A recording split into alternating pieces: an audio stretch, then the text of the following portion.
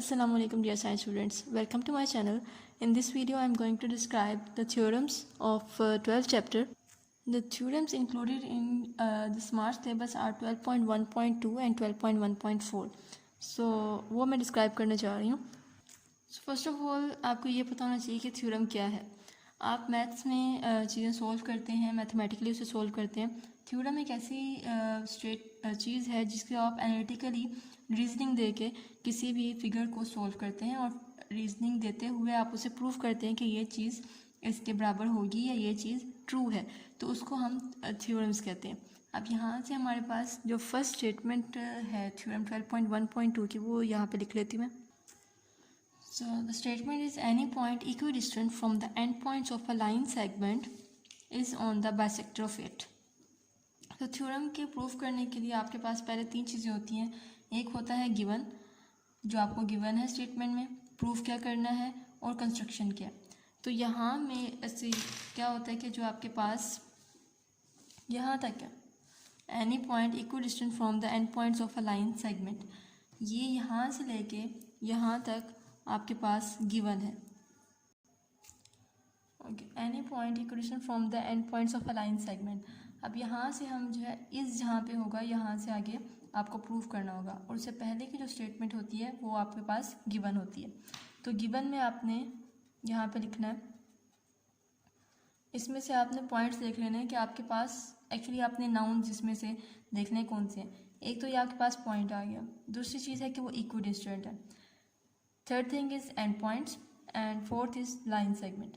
तो ये जो चार सारी चीज़ें हैं वो आपके पास होंगी गिवन में. तो इसके गिवन की स्टेटमेंट इस तरह से है. तो जैसा कि लाइन सेगमेंट है एक, तो आपने कोई भी दे देना है कि A B is a line segment, A B is a line segment. Mean जो आपके पास गिवन में है वो एक लाइन सेगमेंट है, और आपने यहाँ पे साथ एक लाइन सेगमेंट ड्रॉ कर लेना. A B is a line segment. Second thing is point P, and there are two endpoints. Endpoints are A and B. आप यहाँ लिख सकते हैं A and B are two endpoints. ज़रूरी नहीं है कि बुक को फॉलो किया जाए, जो आपके पास गिवन है वो यहाँ पे आप लिख सकते हैं.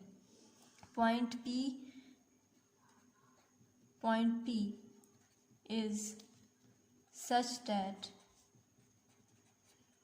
PA is congruent to PB. यहाँ पे आपके पास कोई ऐसा पॉइंट P है जो दोनों एंड पॉइंट से इक्विडिस्टेंट है. अब देखें वही बात आ गई, आपने लाइन सेगमेंट यूज़ कर लिया, पॉइंट P भी यूज़ कर लिया, और इक्विडिस्टेंट का वर्ड आप इस तरह से यूज़ कर रहे हैं कि जो P जो है वो A और B पॉइंट से इक्विडिस्टेंट है, मतलब कि बराबर फासले पे. ये पॉइंट P आ गया, और यहाँ पे जो ये चीज़ है P A is congruent to P B, इसका मतलब ये है कि जो P से A तक फासला और P से B तक फासला वो सेम है. वो कैसे हमने शो किया, ये दो लाइंस लगा के, ताकि हमारा ये शो हो जाए. The next thing is to proof.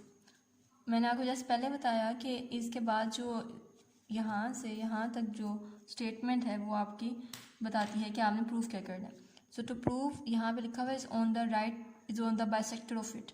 तो एनी पॉइंट, जो भी पॉइंट आपने लिया है वो बाइसेक्टर होगा. इट यहाँ पे किसको रेफ़र कर रहा है, यहाँ पे लाइन सेगमेंट को रेफ़र कर रहा है. तो यहाँ पे हमने प्रूफ करना है the point P is on the bisector of, is on the right bisector और bisector, right bisector of A B.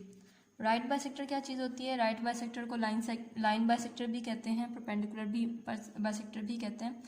तो जब आप लाइन को दो इक्वल पार्ट्स में डिवाइड करते हैं उसे उसका बाइसेक्टर कहते हैं. तो इसके लिए आपको बाइसेक्टर बनाना पड़ेगा. सो बाइसेक्टर बनाने के लिए आपको कंस्ट्रक्शन करनी पड़ेगी. यहाँ पे जो आपने प्रूफ करना होता है उससे रिलेटेड अगर कंस्ट्रक्शन हो तो वो आप इसमें कर देते हैं. तो ये आपको बाइसेक्टर आपने बना दिया. अब इस बाइसेक्टर की दो प्रॉपर्टीज़ होती हैं. जो बाइसेक्टर है वो हमेशा दरमियान से गुजरता है, किसी भी लाइन के, जिस लाइन के हो वो उसके हमेशा दरमियान से गुजरेगा जो बाइसेक्टर है. सेकंड पॉइंट, एक तो ये हो गया कि ये हमेशा जो बाइसेक्टर होता है वो हमेशा मिड पॉइंट से गुजरता है लाइन के। सेकेंड जो बात होती है वो ये होती है कि इसका एंगल हमेशा इस तरह से 90 डिग्री का होता है, क्योंकि ये बिल्कुल स्ट्रेट है इसलिए इसका एंगल 90 होता है। तो हमने ये दोनों बातें प्रूव करनी है अपने स्टेप्स में, अपने जो हमारा प्रूफ है उसके रीजंस देते हुए प्रूव करेंगे कि हमारे पास ये जो है इक्वल डिस्टेंट भी है, यहाँ से यहाँ तक ये बराबर फासले पे है, ये दरमियान में है, और सेकंड थिंग कि ये 90 डिग्री के एंगल पे है। तो उसके लिए जो हमने कंस्ट्रक्शन की है वो यहाँ पे लिख लेते हैं। तो कंस्ट्रक्शन में आपने क्या किया है कि एक लाइन ड्रॉ की है पी से लेके इस पॉइंट तक, क्योंकि यहाँ से ये पॉइंट बना है, इसका कोई नाम रख देते हैं, इसको सी कह देते हैं। तो यहाँ पे आएगा कि आपने क्या किया है, ज्वाइन किया है पी को सी के साथ, join P to C the mid point of A B.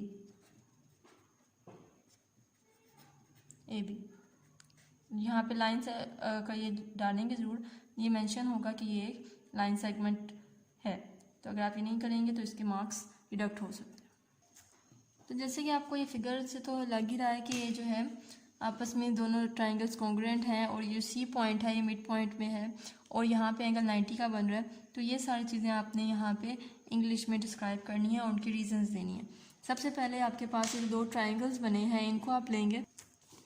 तो दो ट्राइंगल्स ये हैं, एक आपके पास ए सी पी है और एक बी सी पी है। आपने सी को दरमियान में रखना है, क्योंकि एंगल जो है आपने सी पे प्रूव करना है कि वहाँ पे 90 का है, इसलिए आप एंगल दरमियान में रखेंगे, सी दरमियान में आएगा। In A C P triangle, triangle का साइन होगा वो आपने लगाना है, have 1:1 correspondence with triangle B C P. दो ट्राइंगल है आपके पास, एक ए सी पी है और एक बी सी पी है। आपने इसको प्रूफ करना है कि हाँ ये दोनों आपस में कॉन्ग्रुएंट है। तो सबसे पहले आप ये देखें कि ये जो साइड है पी ए है और ये पी बी, ये आपस में बराबर है, क्योंकि वो तो पहले ही आपको दिया गया था, ये कहाँ से आया, गिवन से। तो आपने यहाँ पे लिखना है P A is congruent to P B. ये आपने कहाँ से लिया, रीज़न इसकी क्या है, आप ये बात कर रहे हैं तो इसका रीज़न है कि ये गिवन से हमने लिया था, आपको गिवन डाटा में दिया हुआ था ये, इसलिए। तो नेक्स्ट आपके पास आएगा जो आपके पास मिड वर्ड लाइन है पी सी, ये जो है बराबर है P C is congruent to P C. ये जो है ये कॉमन है, इस वजह से ये दोनों आपस में इक्वल होंगे, क्योंकि वो कॉमन साइड है इसलिए वो बराबर होंगी। और तीसरी साइड जो इन ट्राइंगल्स की है वो है ए सी और बी सी। सो आप यहाँ लिखेंगे A C is congruent to B C.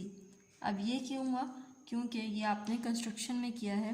Construction में हमने क्या किया था कि जब आपने ये लाइन ड्रॉ की है तो ये दोनों को आपस में इसने डिवाइड इक्वल हाफ में कर दिए, इसलिए आपने यहाँ पे लिखना है कि ये आपके पास आया कंस्ट्रक्शन से। अब आपके पास ये कॉन्ग्रुएंसी का पोस्टुलेट होता है कि अगर आप तीन साइड को, कोई भी तीन साइड्स को बराबर प्रूफ कर दें तो जो ट्राइंगल्स हैं वो आपस में कॉन्ग्रुएंट प्रूफ हो जाती हैं। तो यहाँ पे आपने देयरफॉर लिखना है triangle A C P is congruent to triangle B C P. क्योंकि आपने तीन साइड यूज़ की हैं, ये भी साइड है, ये भी साइड है, ये भी साइड है, तो इसको हम कहेंगे S S S, triple S postulate, या triple S is congruent to triple S.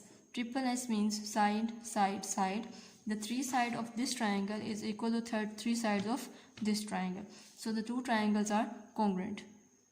अब ये तो प्रूव हो गया कि ये जो है ट्राइंगल्स हैं वो आपस में इक्वल हैं। अब जब ट्राइंगल की तीन साइड्स आपस में इक्वल हो जाती हैं तो इसका मतलब ये है कि जो उसके तीनों एंगल्स होंगे वो भी आपस में इक्वल होंगे।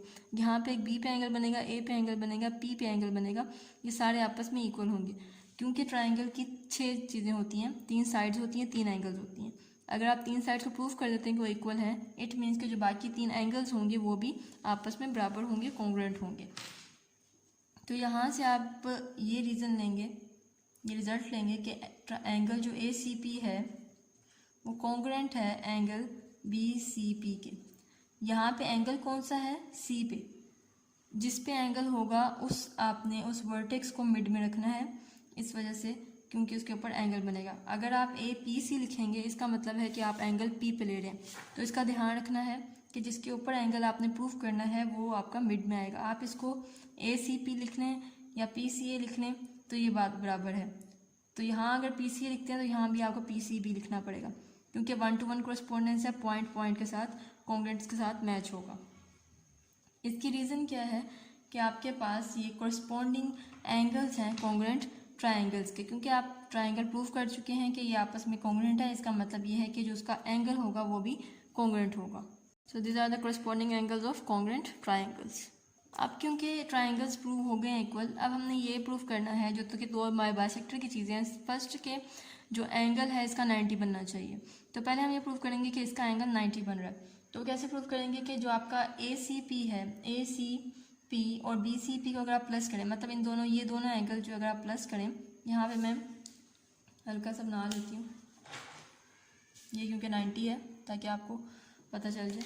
अब 90 और क्योंकि ये जो है 90 और 90 है तो टोटल कितना होगा, ये 180 होगा। यहाँ पे आपने कहना है कि but measurement of angle ACP plus measurement of angle BCP equal to 180 degree. अब इसकी क्या रीज़न है, क्योंकि ये जो एंगल है वो स्ट्रेट लाइन पे है, और स्ट्रेट लाइन पे एंगल जो होते हैं उनको क्या कहा जाता है, सप्लीमेंट्री एंगल्स। अब ये क्योंकि इनका सम जो है वो सप्लीमेंट्री एंगल है, ये दोनों एक दूसरे के सप्लीमेंट्स हैं, दोनों इक्वल करके 180, दोनों का सम 180 आता है। लेकिन क्योंकि हम प्रूव कर चुके हैं कि आपके पास जो ACP है वो BCP के बराबर है, यहाँ पे हमने जो रीज़न लिखी है यहाँ पे कि ACP और BCP बराबर है। अगर ये बराबर है इसका मतलब ये है कि 180 जो है बराबर हिस्सों में तकसीम होगा। तो 180 अगर हम दो बराबर हिस्सों में तकसीम करें तो हमारे पास 90 आता है।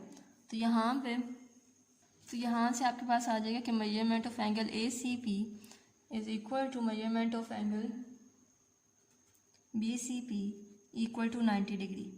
रीज़न क्या है आपके पास, एक तो रीज़न ये कि दोनों का सम 180 है, और दूसरी रीज़न ये है कि दोनों आपस में बराबर है। तो अगर बराबर है तो ये जो है 90 आएंगे। तो रीज़न इसे क्या हो कि आपने एक तो 1 इक्वेशन यूज़ की और इक्वेशन नंबर 2 यूज़ की है, तो रीज़न आ जाएगी फ्रॉम 1 एंड 2। तो ये तो प्रूव हो गया कि एंगल जो है वो 90 डिग्री का है। So therefore that is PC is perpendicular to AB। इसके ऊपर लाइन सेगमेंट का ये डिनोशन करनी है, PC is perpendicular to AB, क्योंकि अब परपेंडिकुलर का क्या रीज़न होती है कि ये एंगल जो है वो 90 डिग्री का बनाता है। Therefore measurement of angle ACP is equal to 90 degree. ये एक चीज़ प्रूव हो गई, प्रूव्ड, पहली चीज़ प्रूव हो गई है। अब आपके पास सेकंड क्या मैंने बताया था कि हमेशा ये जो राइट बाइसेक्टर होता है वो मिड में होता है, हमेशा ये राइट बाइसेक्टर मिड में होता है। तो आपके पास क्या चीज़ थी ऑल्सो, जो ये है CA है और CB है, ये आपस में बराबर है। CA is congruent to CB, और ये कहाँ से आया था, कंस्ट्रक्शन में, कंस्ट्रक्शन, क्योंकि जब आपने लाइन ड्रॉ की थी तभी ऐसा हुआ था, उससे बगैर ऐसा नहीं हो सकता, इसलिए आपने कंस्ट्रक्शन की थी तो इसका ये रीज़न होगा। देयरफॉर अब इन दो रीजंस, जो कि रीज़न मैंने आपको बताई थी ये दो होनी चाहिए, तो ये दो रीजंस हम क्योंकि प्रूव कर चुके हैं। एट द एंड आपने ये ज़रूर लिखना होता है, जो आपकी स्टेटमेंट होती है थ्योरम की, वो एट द एंड आपने ज़रूर लिखनी होती है कि ये आपने क्या प्रूव किया है। तो ये आपने यहाँ पे PC is on the right bisector of AB, जैसे कि आपने यहाँ पे लिखा था टू प्रूव में the point P is on the right bisector of AB। तो यहाँ पे PC is on the right, is the right bisector of AB, that is the point P। जो भी आपका यहाँ पे लिखा था दोबारा वही लिख देना, that is the point P is on the right bisector of AB, the point P। So therefore the point P is on the right bisector of AB। तो ये आपने कहाँ से लिया, फ्रॉम